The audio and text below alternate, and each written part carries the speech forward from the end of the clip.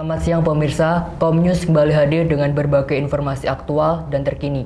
Bersama saya Akbar Tratmojo dan rekan saya Fani Nur Astuti, berikut informasi selengkapnya. Awal tahun 2020, COVID-19 menyebar di Indonesia. Pemerintah menerapkan pemberlakuan pembatasan kegiatan masyarakat atau PPKM. Adanya PPKM ini berdampak dalam segala sektor, terutama sektor ekonomi. Salah satunya pedagang kaki lima di Karanganyar. Sejak berlakunya PPKM, aktivitas masyarakat terutama bagi para pedagang kaki lima di Kabupaten Karanganyar mengalami keterbatasan. Namun seiring berjalannya waktu, aktivitas masyarakat mulai kembali normal. Seperti yang bisa pemirsa lihat di belakang saya, sudah mulai banyak pedagang-pedagang kaki lima yang mulai berjualan.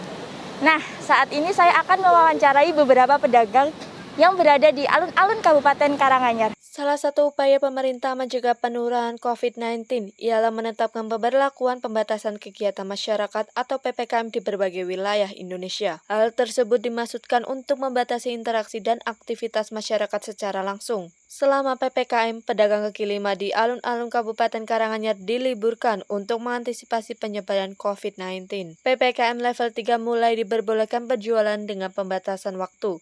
Adanya PPKM membuat sejumlah pedagang kaki lima mengeluh karena berpengaruh terhadap tingkat pendapatannya. Nah pemirsa, sekarang saya sedang bersama dengan Bapak Yadi.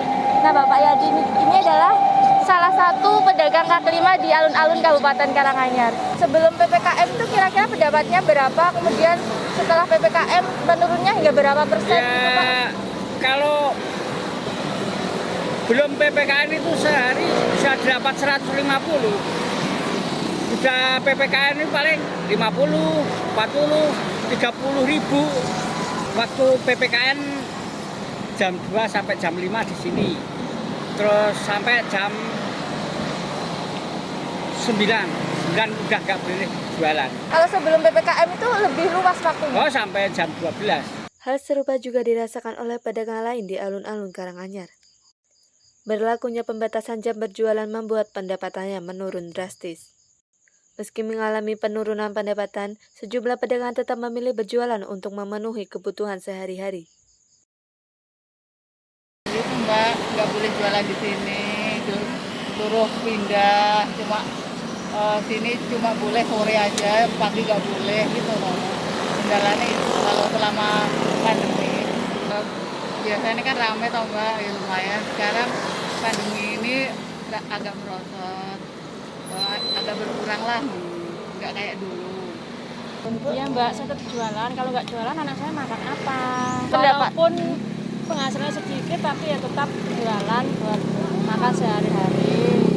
Penurunannya itu drastis lah, tidak seperti yang dulu-dulu seperti biasanya. Kadang kan ya dulu dapatnya kan lebih, sekarang kan penurunannya drastis sekali, menurun gitu. Kira-kira ya 50% lah Mbak. Dinas Perdagangan di Karanganyar mengatakan tidak hanya pedagang kaki lima yang terkena dampaknya, bahkan UMKM, perusahaan, para wisata semuanya terdampak.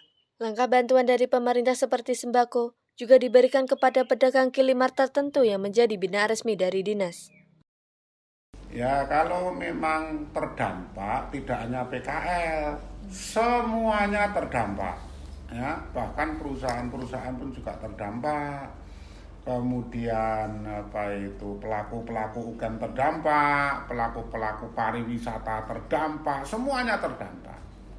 Tapi kalau 50% penurunan omset di Kabupaten Karanganyar, bahkan kalau Kabupaten Karanganyar selama 3 bulan malah tidak ada pendapatan. Karena memang diberhentikan tidak boleh jualan gitu loh. Tapi setelah mulai level 3 terus kemudian mulai bergerak sampai sekarang ya memang ada penurunan. Terus kemudian langkah kita bekerja sama dengan Basnas ini atas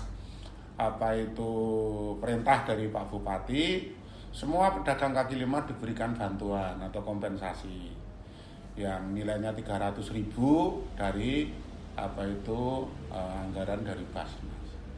Meski mengalami penurunan pendapatan, sejumlah pedagang tetap memilih berjualan untuk memenuhi kebutuhan sehari-hari. Upaya bantuan dari pemerintah diharapkan bisa membantu para pedagang. Dari Karanganyar, Putri Alfiani, Komnews melaporkan. Pemirsa, seorang pengusaha dari kota Medan yang bernama Andre Saputra sukses menjalankan usaha minuman khas Tanah Minang, yaitu teh telur atau teh talua. Teh talua ini adalah minuman tradisional khas Tanah Minang yang terbuat dari campuran gula dan kuning telur yang dikocok dan disiram dengan air teh. Berikut liputannya.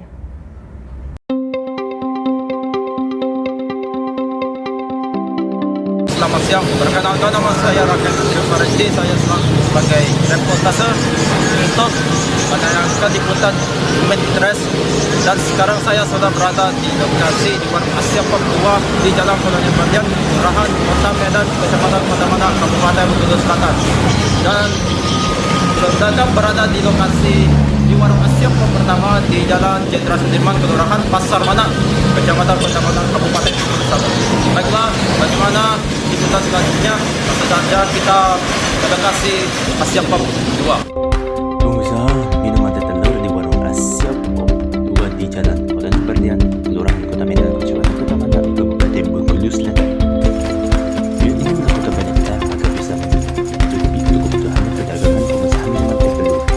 Namun siapakah banyak masyarakat yang diminati minuman khas Sumatera ini di Warung Asia Pub.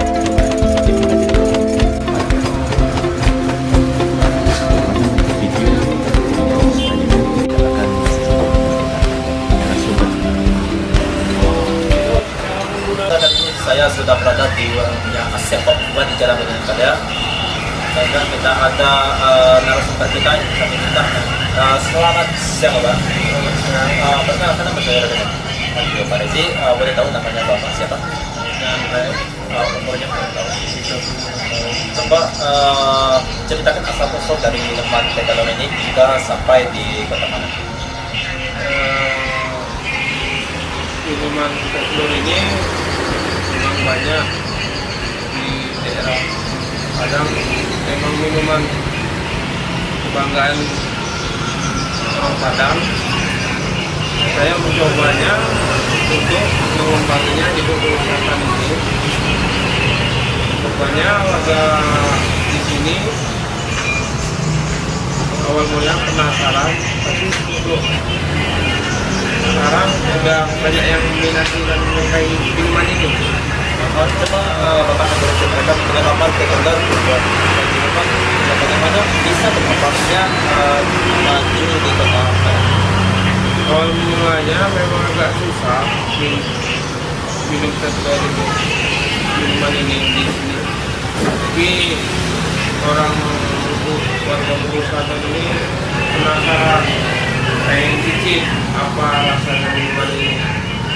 Terus orang Bengkulu Selatan ini rupanya menyukai minuman ini, dan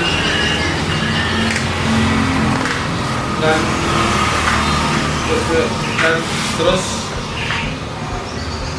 banyak yang meminatinya. Sudah berapa lama Bapak sudah melakukan bisnis minuman teh telur? Dari dulu sampai sekarang udah 18 tahun. Apa sukanya tentang buatan minuman teh telur? Sukanya tidak ada, cuma tergantung dengan tergantung orang yang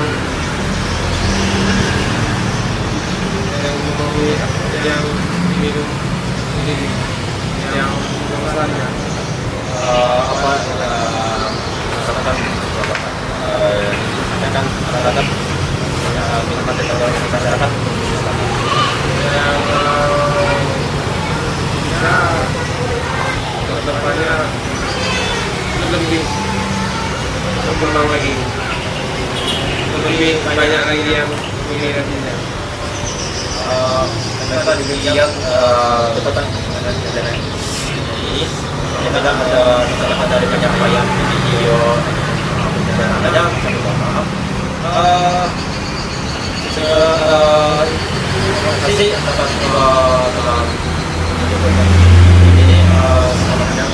coba.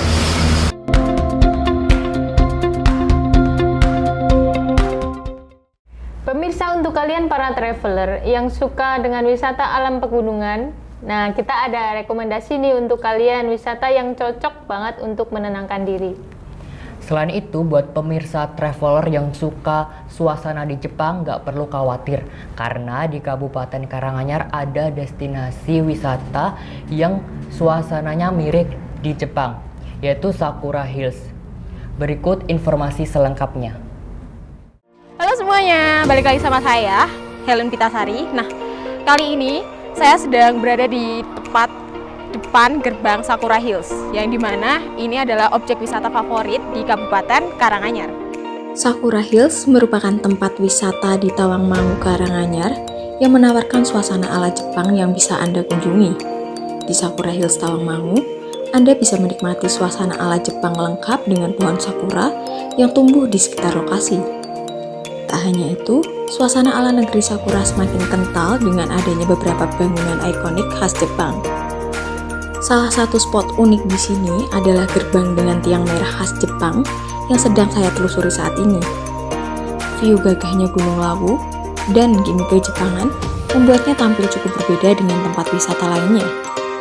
Bagi pengunjung yang berasal dari luar kota, tak perlu khawatir mencari tempat penginapan, sebab di sini sudah tersedia super camp di Sakura Hills.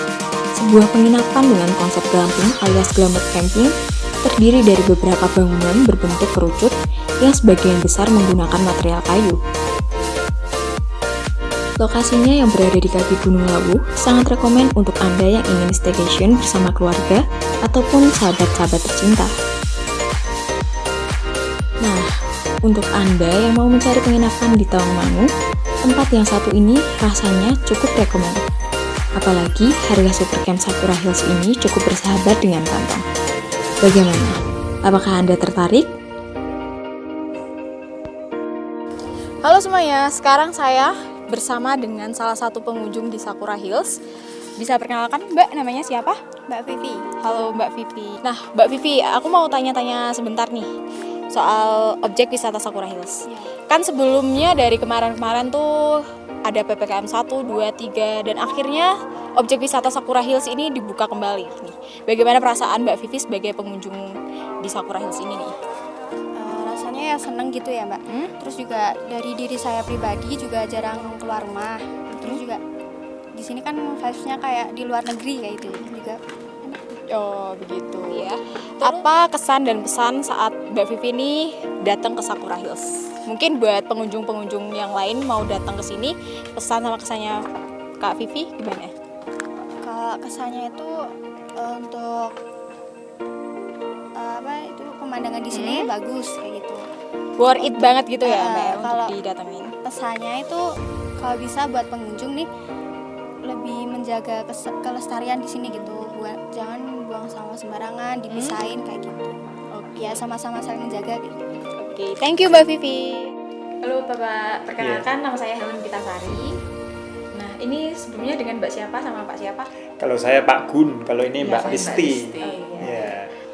Sakura Hills ini didirikan pada tahun berapa sih Pak?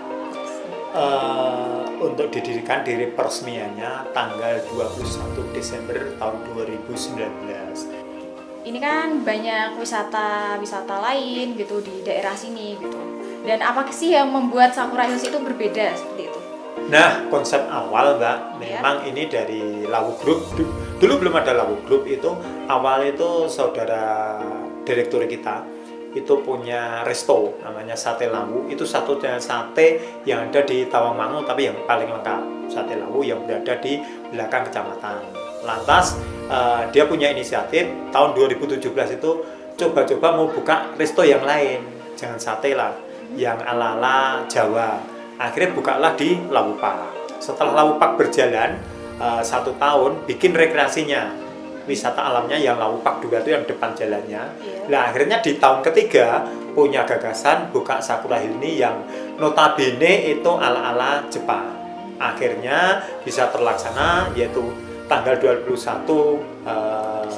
Desember 2019 itu bukalah ini Sakura Hills ini. Itu aja kerjasama dengan Perum Pertani. Semua ini di dalam kawasan Perum Pertani, Mbak. Jadi kita itu juga kerjasama sama Perum Pertani selaku punya wilayah, pemangku wilayah. Lantas untuk lainnya, Mbak, untuk mendorong kesemuanya ini kita menggunakan tenaga itu asli lokal seputaran sini. Baiklah, itu aja mungkin Pak, cukup Mbak Lis. Terima kasih banyak atas Sama-sama, wawancaranya. Mbak, Mas, Semoga kesemuanya. ini bermanfaat banget sih ini informasinya. Ini mudah-mudahan aja, Mbak. Terima kasih ya Pak. Baik, Ya. Mbak. Gunung Semeru di Lumajang, Jawa Timur kembali mengeluarkan awan panas pada Senin 12 Desember 2021. Awan panas terlihat jelas di pos pengamatan Gunung Semeru, Lumajang, Jawa Timur. Ya Allah, Buri Allah. Allahu Akbar. Ya Allah. Astagfirullah. Allah, ya Allah.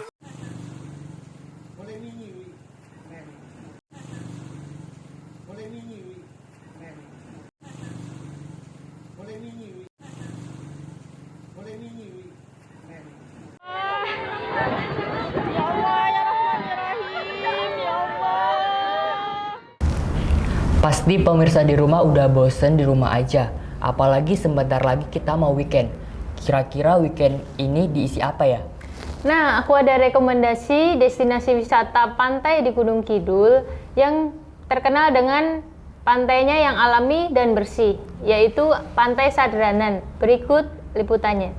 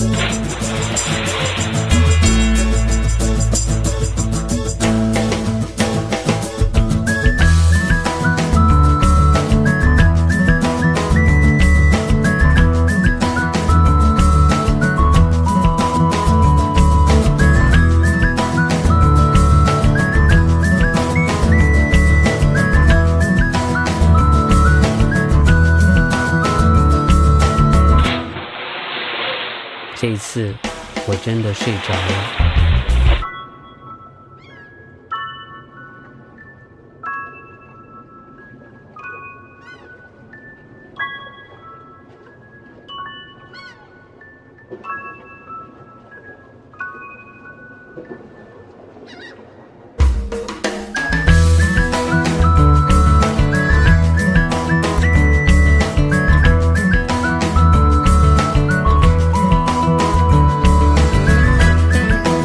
Selamat siang pemirsa, saya sudah berada di Pantai Sadranan Gunung Kidul, Yogyakarta. Saya akan mewawancarai pedagang-pedagang yang berada di sini.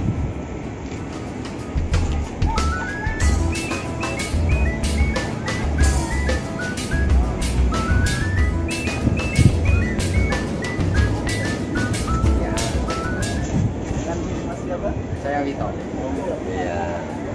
Saya akan bertanya mengenai Pantai Sadranan saat PPKM kemarin ya.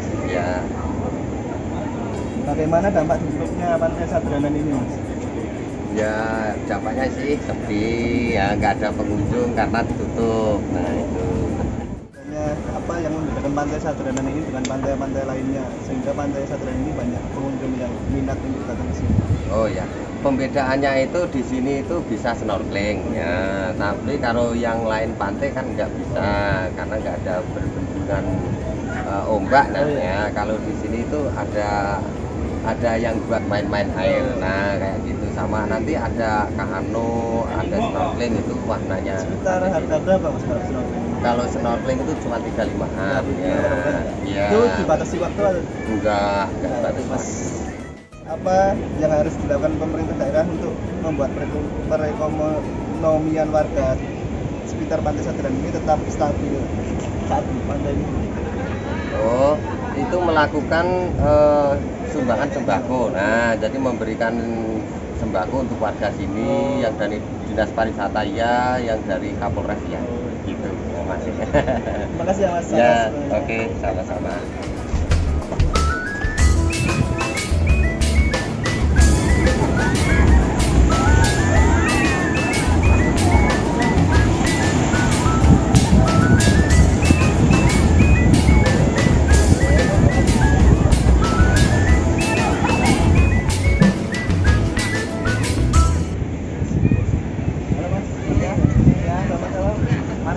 Dari mana Mas? Saya dari Jambi. Kenapa Mas memilih Pantai Sadranan untuk dikunjungi? Karena di sini fasilitasnya lengkap sih Mas menurut saya. Karena ada snorkeling, terus kapal kano, juga buat keluarga Mas, juga buat teman-teman. Mas keluarga bersama siapa? Keluarga? Saya sama keluarga. Satu keluarga tapi saya keluarganya baru snorkeling. Sering Mas? Ya, Dua kali. Apa yang membedakan Pantai Sadranan dengan pantai-pantai lainnya Mas di daerah Gunung Kidul? kalau menurut saya sih yang Sadranan ini kan ada snorkeling sama kano. Mas, saya lebih gimana ya, buat keluarga itu lebih asik. Terima kasih ya Mas atas waktunya. Ya. Nah itu dia sahabat dari Pantai Sadranan. And the river is still cold now. I love this town. Informasi tadi sekaligus menutup perjumpaan kita pada siang hari ini 14 Desember 2021. Saya Akbar Triatmojo dan rekan saya Fani Nur Astuti beserta kru yang bertugas pamit undur diri. Tetap patuhi protokol kesehatan. Selamat siang dan sampai jumpa.